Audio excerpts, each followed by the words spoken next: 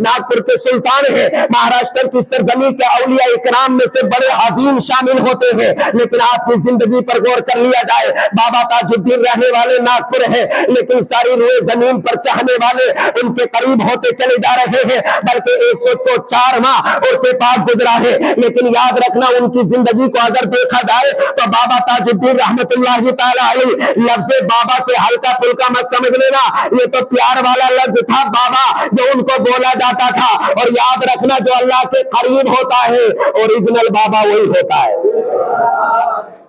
Original बाबा वही होता है। बाबा कई मानों में आता है, हम बच्चे को लाड में बाबा भी बोल देते हैं, बड़े को भी बाबा बोल देते हैं, लेकिन और फिर आम में मार्केट में भी बोला जाता है फला बाबा फला बाबा। ये बाबा कोई बाबा नहीं है, बाबा ताजुद्दीन है। याद रखना, वो जेल में रहने के बावजूद भी पागल खाना पागल समझ करके लोगों ने उनको जेल में डाल दिया था। लेकिन हाल ये था, हालत मजजूबी ऐसी थी, मशिका ऐसे गरक़ इलाही में ऐसा गोता खाने वाले थे कि कदम कदम पर देखा जाता था कि लोग देखते थे कि रोड पे चलते थे तो पागल समझते थे, गलियों में चलते थे तो लोग पागल समझते थे।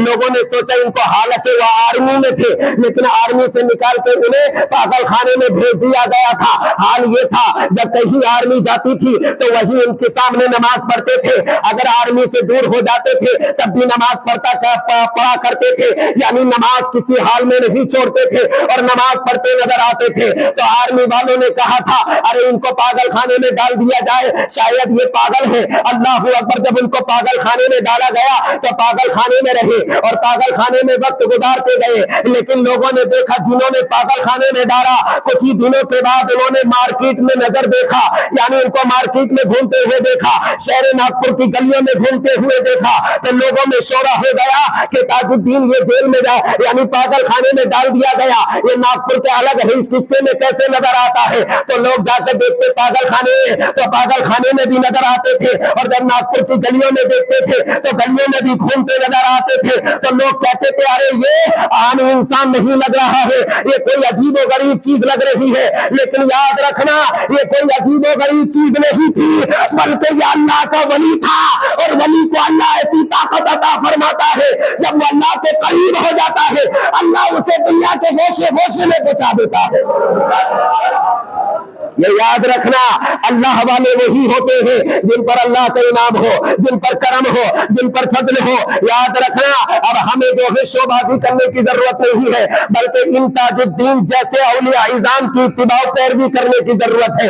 इनकी जिंदगी को पढ़ो, इनकी सीरत को पढ़ो, इनके तरानों को पढ़ो, इनके कसीदों को पढ़ो, बल्कि इनकी जिंदगी कैसी गुजरी और इन्होंने कैसी गुजारी, इसको तलाश करने की जरूरत है। बल्कि आप जो है टाइम पास ना करें।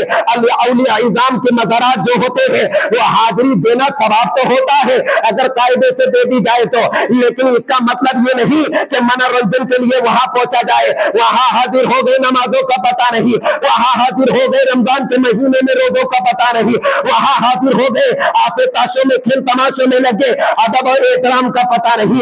याद रखना, अल्लाह का घर छोड़ के दरे रसूलुल्लाह पकड़ना ये कोई काबिल कबूलियत की बात नहीं होती। अल्लाह का घर छोड़ के दरे औलिया को पकड़ना ये कोई जो है अजीबो गरीब और कमाल की बात नहीं होती, बल्कि अल्लाह का घर भी पकड़ा रहे और वली को भी पकड़ा रहे, यहाँ भी कामयाबी वहां भी कामयाबी।